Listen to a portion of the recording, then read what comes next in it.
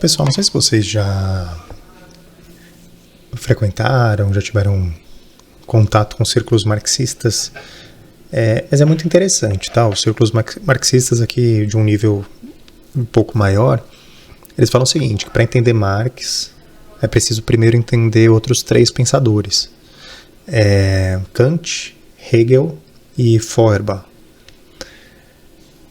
E tem uma lógica por trás disso. Tá? E curiosamente, são justamente esses pensadores, Kant, Hegel e Feuerbach, que o Jean Borella traz aqui no seu livro para continuar explicando a crise do simbolismo religioso. Ou seja, se para os marxistas esses pensadores ajudaram a forjar um caminho que no final das contas leva ao materialismo do Marx, e isso no aspecto positivo, né, na ótica marxista isso é uma coisa boa, é um sinal de progresso cultural, etc. Na perspectiva do Borella, esses mesmos autores pavimentaram um caminho de dissolução da simbólica religiosa tradicional. Tá? E como que isso acontece?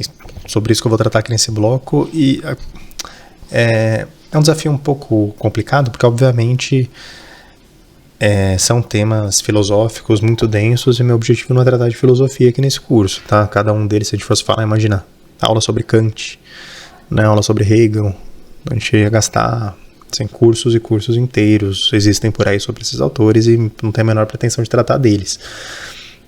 Eu vou falar por cima, tá? Principalmente Kant e Hegel eu vou falar por cima, e quando chegar em Feuerbach, Marx, tá? O Borella trata desses autores e depois Freud, vou falar um pouquinho mais, tá? O que acontece aqui? Qual a questão com Kant, né, que é o primeiro autor tratado?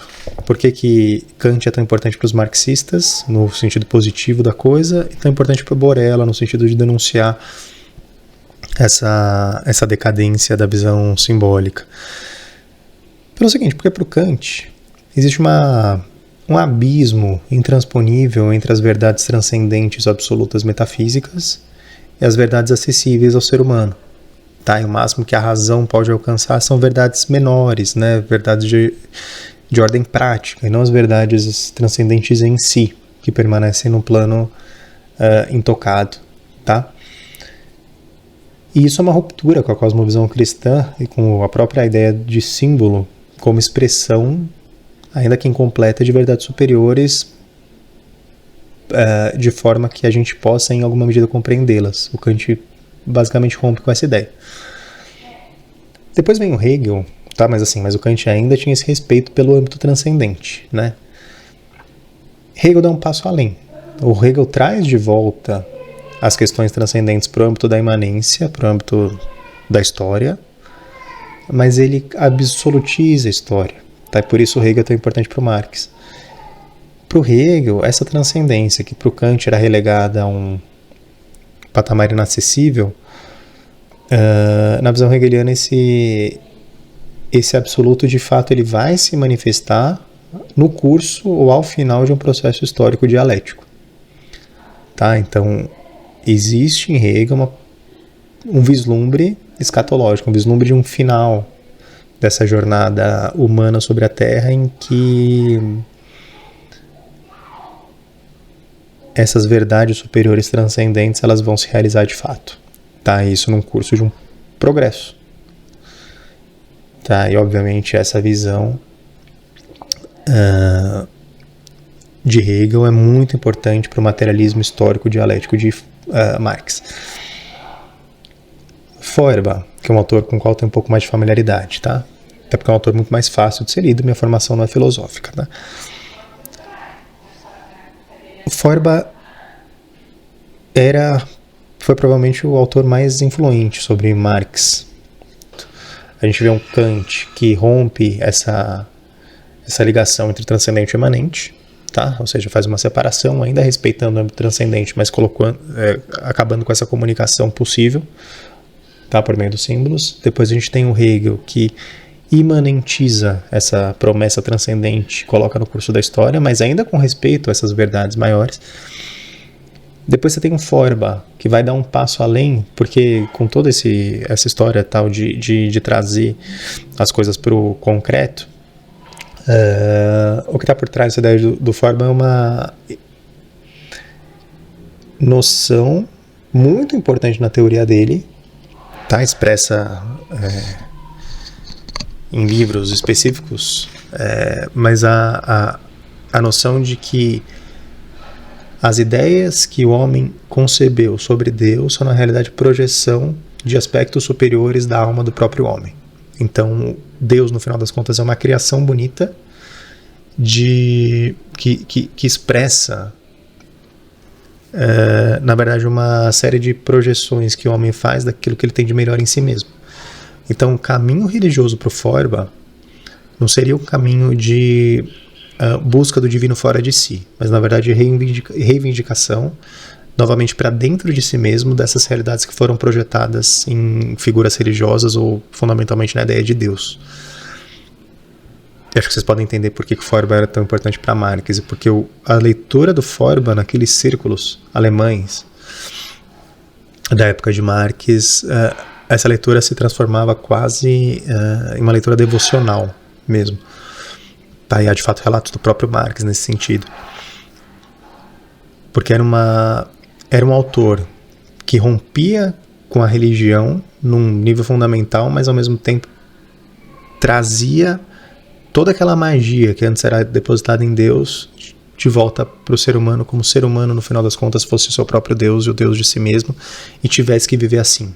E quando ele não vive assim, ele se aliena de si mesmo. E a religião, nesse sentido, é uma forma de alienação.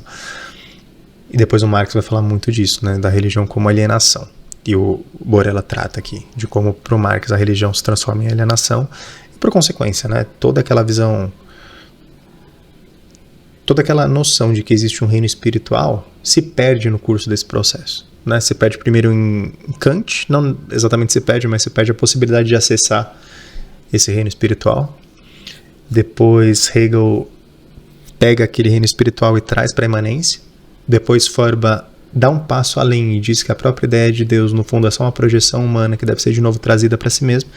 Depois vem o Marx e vai focar na ação propriamente dita, saindo das abstrações puramente filosóficas, no sentido de construir um paraíso terreno, né? Trazer de fato aquele sonho hegeliano de um fim maravilhoso da história, mas fazer isso por meio da praxis, e praxis aqui no sentido realmente material, político, e por isso que Marx fala em materialismo, né? Ou seja, um rompimento com a transcendência, histórico, no sentido de que as coisas boas vão se realizar no curso da história, e dialético, e aqui se apropriando dessa formulação hegeliana de que as coisas caminham por meio de teses, antíteses, sínteses, teses, antíteses, sínteses dialeticamente.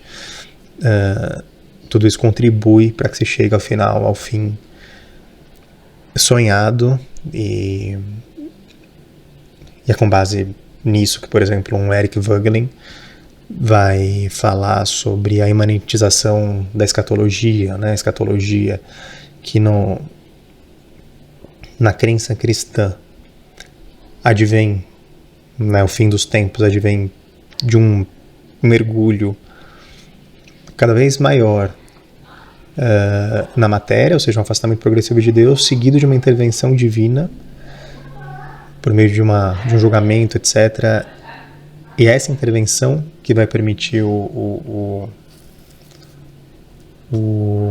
a realização dessas promessas religiosas últimas.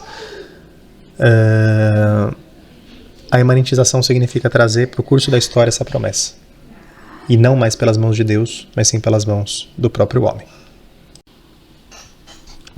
Gente, acabei tendo que fazer uma pausa aqui, não sei se deu problema na gravação, mas seguindo, tá? Então, o que é importante que a gente perceber? É que todo esse processo, por que significa uma perda do simbolismo tradicional? Porque o simbolismo tradicional, ele necessita uma comunicação possível entre transcendência e imanência. Tá? O símbolo está no âmbito da imanência, ou seja, no nosso meio aqui, das coisas vistas, visíveis, perceptíveis, e ele aponta para uma realidade transcendente, que a gente de fato não pode acessar diretamente, mas isso não significa que a gente não possa acessar em momentos extraordinários e que de alguma forma elas não se comunicam conosco. E o simbolismo está aí justamente para possibilitar algum nível de compreensão dessas realidades. A partir do momento em que, como com Kant, essa possibilidade de comunicação é rompida, o sentido do simbolismo já se perde bastante. E depois, conforme esse processo avança, especialmente com Feuerbach, que diz que Deus é simplesmente uma projeção, então não faz nem sentido, né? Símbolo no sentido transcendente, porque esse mundo espiritual já não existe, essa realidade espiritual já não existe, está tudo dentro do próprio ser humano. Isso encontra eco no Jung, né? Como as coisas são relacionadas. Jung também vai se nortear por uma noção muito parecida, de que o que há de mais importante na existência, em última análise, é o self, que é o si mesmo, que é um conceito que ele toma emprestado da cosmovisão hindu, mas ele distorce, na verdade, né? Porque na cosmovisão hindu, o self, o si mesmo, o Atman, como é ali chamado, ele só existe como reflexo do Brahman, né? E não como uma realidade autônoma. Ao passo que para o Jung não, o self é o próprio meio por meio do qual o inconsciente coletivo, que no final das contas é Deus, toma consciência de si mesmo. Então o self tem uma prevalência em relação a Deus quase, né? Uma prevalência moral, pelo menos, para não dizer uma prevalência ontológica, ou seja, no nível do ser. O self, o si mesmo, para o Jung é superior ao próprio Deus, que para ele é um fenômeno largamente inconsciente, né? Quase uma monstruosidade que vai tomando consciência de si. É parecido com Feuerbach, né? Como Feuerbach também diz uma coisa muito parecida, que não está lá fora, mas está aqui dentro, e só aqui dentro, tá? As questões religiosas, em geral, elas, tá, de forma absolutamente geral, elas se baseiam nessa dualidade de imanência e transcendência. Os dois polos são importantíssimos. E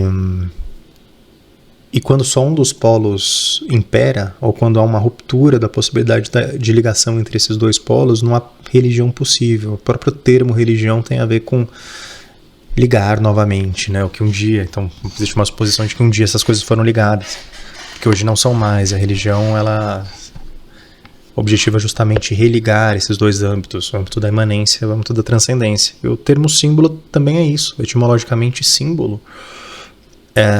Symbalen significa basicamente a união, significa a união de coisas que estavam antes dissociadas. E se vocês pensarem bem, na medida em que um símbolo é uma presentificação de uma realidade transcendente, o que o símbolo faz é justamente possibilitar alguma medida de união entre realidades absolutamente separadas. Ou seja, eu não tenho nenhuma noção do que é Deus, vamos supor.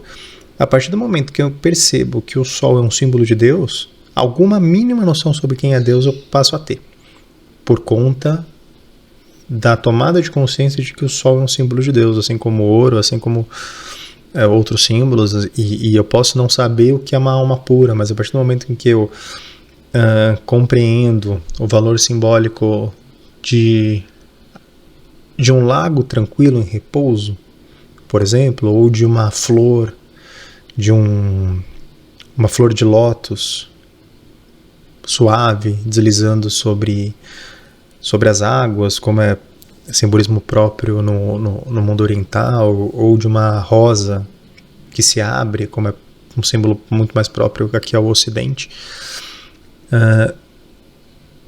Quando eu percebo que essas imagens apontam para essa outra realidade, eu consigo, por meio das características próprias a essas imagens, tá, de um lago, de uma rosa, de um sol, do ouro, etc., compreender pelo menos um pouco o que significa uma alma puríssima, o que significa Deus, o que significam essas realidades que de fato não são acessíveis por meios ordinários, tá? O que não significa que não sejam acessíveis de forma absoluta, porque elas são.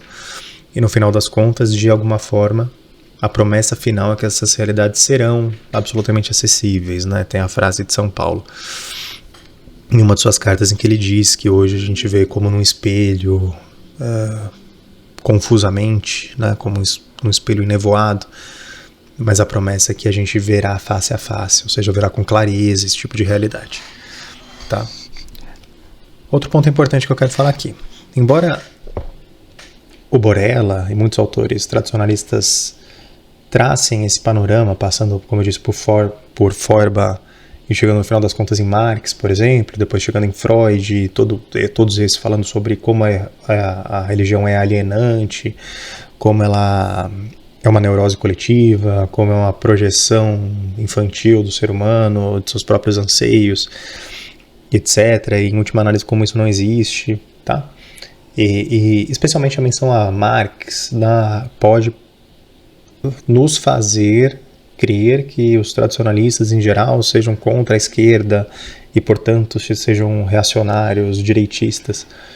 E isso está longe de ser verdade, tá?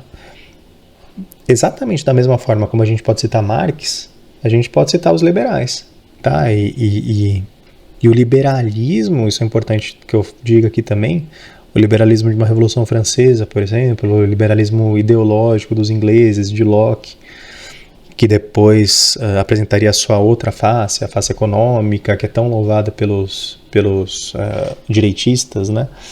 Esse liberalismo também é, no percurso histórico, profundamente reacionário, profundamente avesso à realidade simbólica, tá?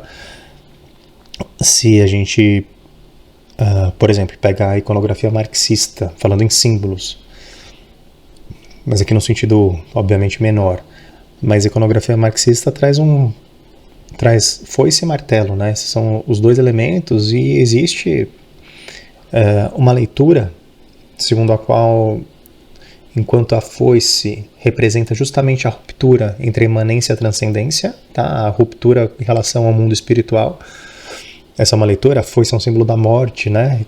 Justamente por isso, né? Porque ela significa uma separação entre o âmbito espiritual e o âmbito terreno, né?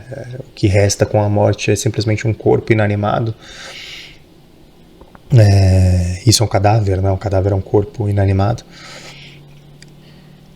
Então existe essa sugestão de que a foice na iconografia marxista simboliza exatamente a mesma coisa, né? A ruptura do mundo material com o mundo transcendente, ou seja, no final das contas fica só a matéria.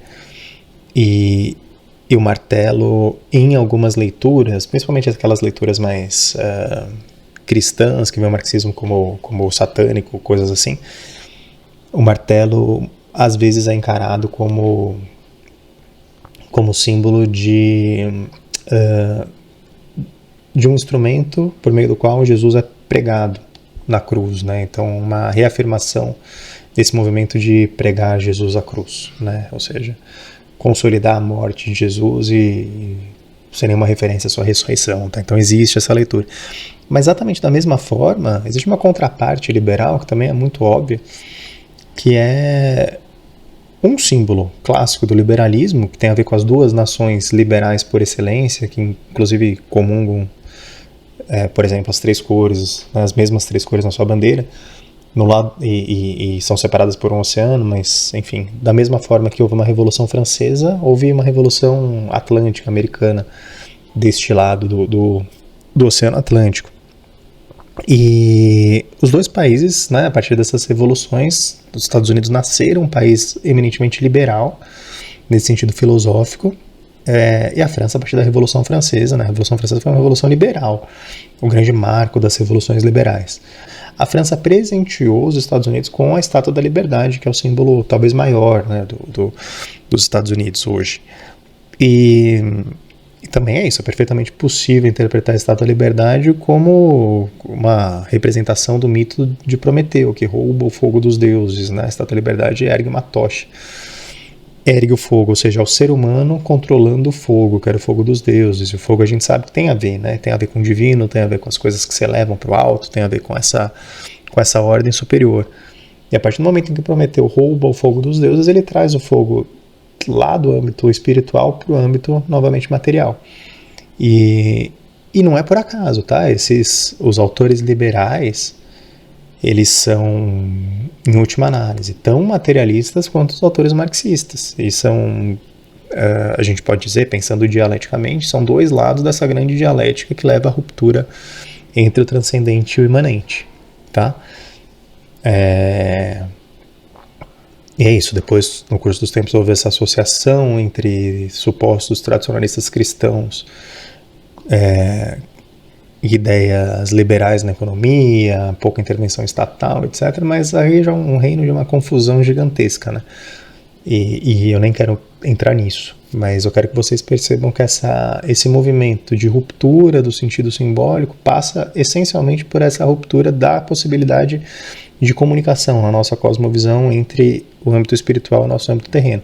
Então isso já começou e teve seu fundamento basilar na perda da própria cosmovisão, no sentido de perda da própria noção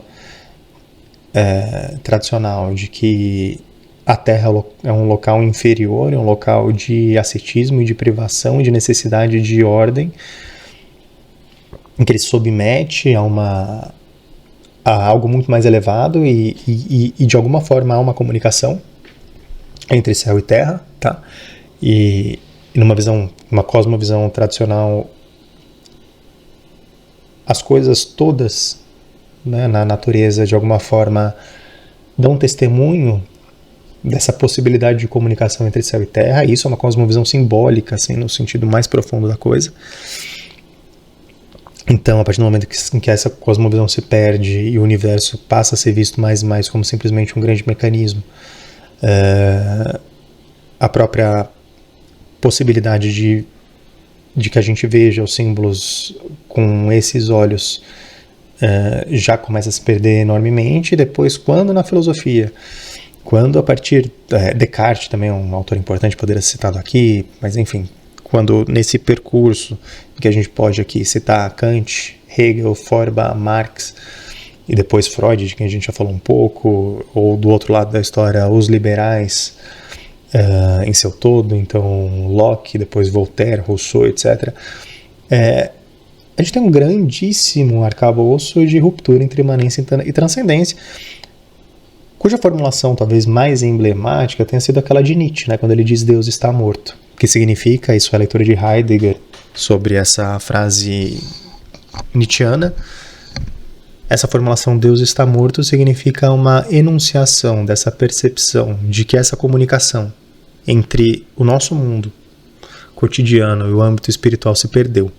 No fundo, é uma anunciação dessa ruptura entre imanência e transcendência, o que significa aqui para os nossos propósitos também uma perda da possibilidade de os símbolos de fato servirem para o seu propósito essencial, que é apontar para essas verdades superiores. Tá, acho que é isso, é um tema muito complexo, eu falei aqui dei uma pincelada muito breve aqui no livro do Borella, tá? O livro do Borella é um livro denso, difícil, a forma talvez seja entre os tradicionalistas, eu diria, tá? Entre essa escola tradicionalista, perennialista, talvez o Borella seja o autor que mais exige, tá? Pela forma como ele escreve, tá? Enfim, eu acho uma leitura muito mais trabalhosa do que ler o próprio Guénon, por exemplo. E o que eu fiz aqui foi dar uma pincelada, mas se vocês quiserem desbravar, é um livro que vai realmente mergulhar em uma série de autores e trazer considerações muito inteligentes, muito importantes. E o Borella, ele é um tradicionalista, perennialista cristão, que também pode interessar. Última coisa que eu ia comentar é no bloco anterior eu mencionei que além do livro do Borella, que existem dois autores, vou falar isso rapidamente aqui, existem dois autores, né, eu falava que tradicionalistas que tratam dessa ideia do heliocentrismo, do geocentrismo, né, da Terra como centro, o céu como centro e tal. Um deles é o próprio Jean Borella, e eu não mencionei que o outro autor é o Wolfgang Smith, tá, que muitos de vocês provavelmente conhecem, outro cristão, né, católico, que foi um físico, esse de fato foi um físico, então ele falava dessas matérias com muita propriedade. Ele tem livros que tratam da cosmovisão tradicional com tradução para o português, assim como o Borella agora também é traduzido para o português, o Wolfgang Smith também é traduzido para o português e vale a pena, tá? Outro autor que vale, em geral eu recomendo, tá? Esses autores tradicionalistas, por mais que em algum momento também vá fazer algumas considerações de ordem um pouco mais crítica, mas são livros assim de uma qualidade, de uma utilidade para quem se interessa por simbolismo, por cosmovisão tradicional, é difícil de se igualar. Tá? E principalmente é um arcabouço, né? Existem vários autores, vários livros. Então, um arcabouço de uma qualidade muito grande. Você consegue, tá? É possível chegar a conclusões parecidas desbravando literatura cristã, católica, ortodoxa, islâmica, tá? Seja o que for, é possível, tá? Agora isso é um trabalho maior, uma exigência muito maior. Os perennialistas, eles condensam muitos desses saberes tradicionais em livros muito mais acessíveis, tá? Por mais, como eu disse aqui, o Borella é um caso até um pouquinho à margem, no sentido de que é uma leitura mais exigente, mas ainda assim, exigente, mas não se compara. Por exemplo, uma leitura, nesse livro, por exemplo, ele faz um apanhado filosófico gigantesco que facilita demais, muito mais fácil ler o Borella do que ler Kant, Hegel e Feuerbach diretamente, por exemplo, né? Isso é algo que nem precisa ser dito. Tá bom, gente? Então acho que é isso. Depois do Marx, ele também fala muito sobre o Freud, como o Freud, no final das contas, acaba construindo uma contra-religião, ou seja, ele vai ainda além do Marx, porque agora não se trata mais só de alienação, mas de fato de uma construção de uma religião cujo ápice não está mais no plano espiritual, mas no plano dos instintos, né? Então uma inversão realmente completa. Mas eu falei disso aqui porque eu já falei do Freud em vídeos anteriores, né? Então acho que não seria necessário. Tá bom? No próximo bloco eu vou falar mais um pouquinho aqui sobre o livro do Borella, algumas considerações adicionais sobre esse processo aqui de perda do sentido real do simbolismo. Obrigado, até daqui a pouco.